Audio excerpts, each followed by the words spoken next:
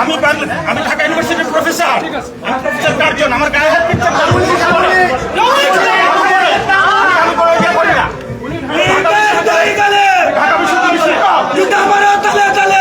Professor Curzon আমার হাতে সংবিধান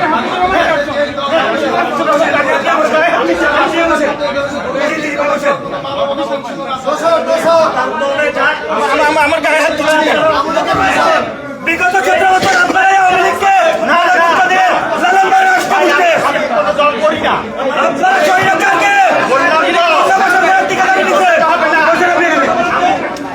গায়ে হাত দিবেন কেন? আপনার গায়ে কেউ হাত দেয় নাই। আমার কোনো তুলাই সহযোগিতা আপনার গায়ে হাত দেয় নাই। আমার কোনো তুলাই সহযোগিতা কেউ হাত দেয় নাই। গায়ে হাত দিছে সে স্বৈরাচারের একটা দোষ। এখানে আছে প্রতিত স্বৈরাচারের দোষ। বসেন আমি জোর করে বসাবো। গায়ে হাত দিচ্ছেন কেন? ঢাকা বিশ্ববিদ্যালয়ের কেন আমাকে ধমক দিচ্ছেন? আমাদের বিপ্লব করছেন তো ভালোর জন্য। ওই বজম ভাই বিপ্লব করছেন তো কথা বলার জন্য।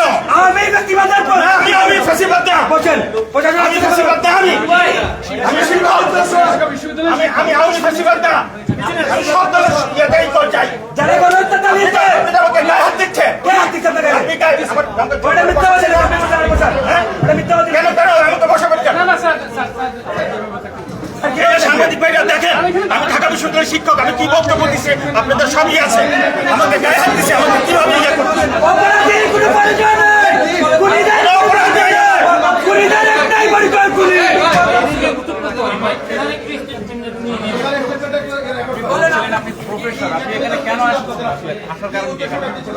উনি তো টকশো করেন, উনি তো আসবেনই বিভিন্ন জায়গায়। আপনি তো উপস্থাপক ছিলেন, আপনি উপস্থাপক ছিলেন না? না না না না, উনি ছিলেন। আমি উপস্থাপক ছিলাম না, বক্তব্য দিচ্ছি। মিডিয়ার মাধ্যমে জানতে পারে উনি বক্তব্য দিয়েছেন। ছিল উনি বক্তব্য দিয়েছেন। উপস্থাপনা করছেন আমরা করি না।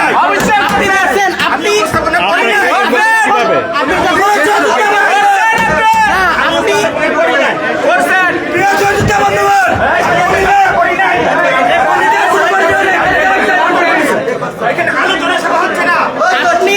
যখন চিল্লাতে মানুষ খুনিদের কোনো পরিচয় নেই, খুনিদের একটাই পরিচয়, খুনি।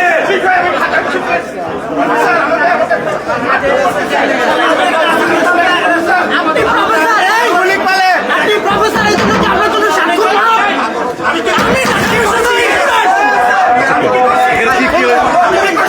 আমি স্টুডেন্ট আপনার, তাই বলে আপনার কি স্বাক্ষর না? আর সে কি ঢাকা বিশ্ববিদ্যালয়ের শিক্ষক বিদ্যালয় সম্পূর্ণ না? তাহলে আপনি ঢাকা বিশ্ববিদ্যালয় কথা বলেন কেন? আমি ঢাকা বিশ্ববিদ্যালয়ের স্টুডেন্ট। তাহলে আপনি কেন বারবার ঢাকা বিশ্ববিদ্যালয় বলেন? আপনি বলতে পারেন না যে আপনি অপরাধী। না, কেউ আপনাকে বিদায় নেয়। আপনাকে কেউ বিদায় নেয়। আপনি ঢাকা বিশ্ববিদ্যালয়ের শব্দটা বারবার বলে আপনি পার পাইতে চান।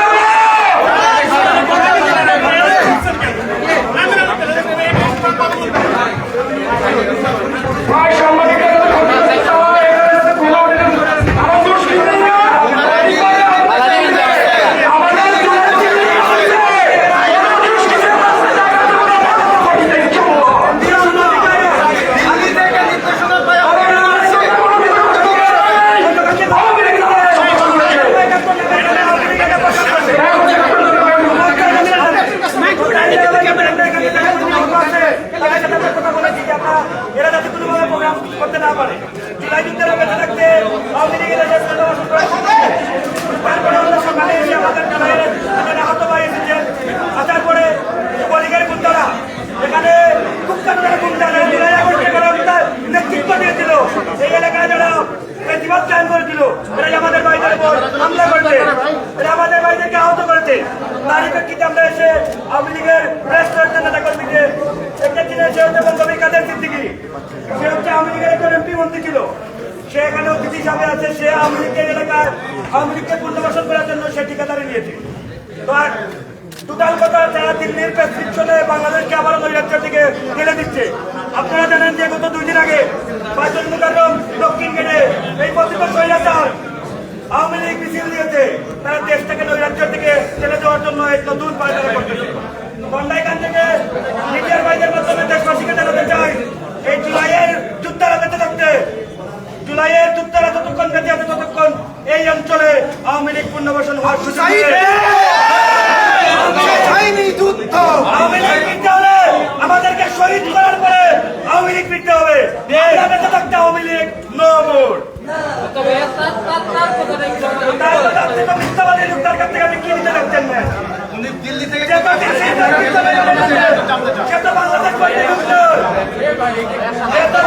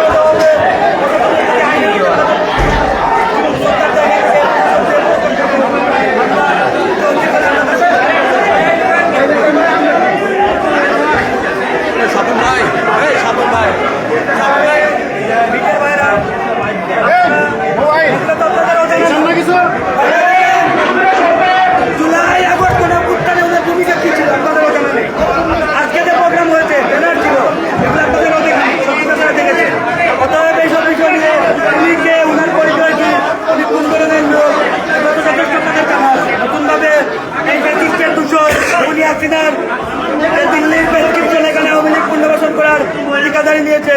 তাহলে আবার আমাদের কোনো আপোষ নেই। প্রশাসন যে সিদ্ধান্ত নেবে, অপরাধীর একটাই পরিচয়, সে অপরাধী। খুনিদের একটাই পরিচয়, সে খুনি। সে খুনি হাসিনা পুনর্বাসন করার জন্য বিভিন্ন ধরনের ঠিক আছে ভাই।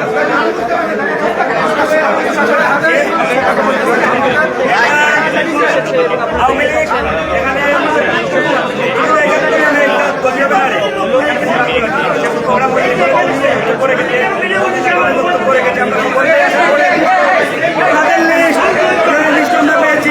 আমাদের জুলাই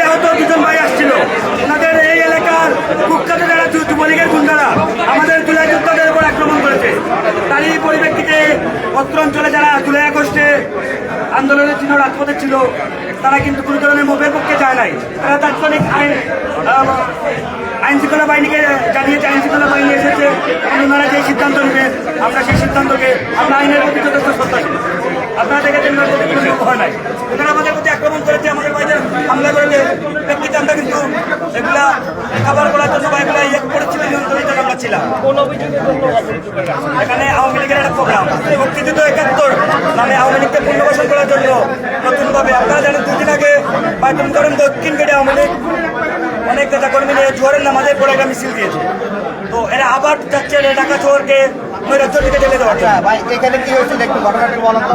এটা বলা হয়েছে ভাই, একটু বলেন, আমি আমার দেশ থেকে আসছি। এখানে মুক্তিযুদ্ধ ৭১ নামে একটা ব্যানারে আওয়ামী লীগ প্রোগ্রাম করেছে, আওয়ামী লীগের যুবলীগের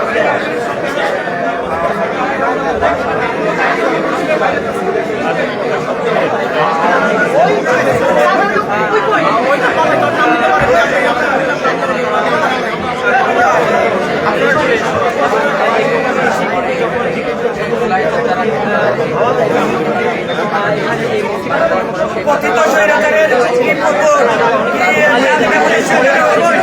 আপনারা জানেন সে সাবেক আওয়ামী লীগের এমপি মন্ত্রী ছিল। এই থেকে আমাদের শিক্ষা দেওয়া উচিত। আগামী দিনে যারাই আসলে ক্ষমতা যাবে তাদের প্রতি আমাদের একটাই মেসেজ যে কোনো ধরনের স্বৈরাচারী মনোভাব বাংলাদেশের মানুষকে দখল নিপীড়ন এগুলো মনোভাব থেকে বেরিয়ে আসে জনগণ তাদের কাজ করবে।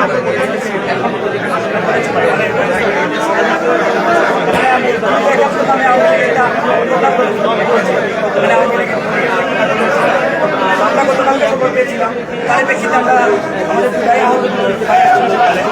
আসার পরে ওনাদেরকে হামলাটা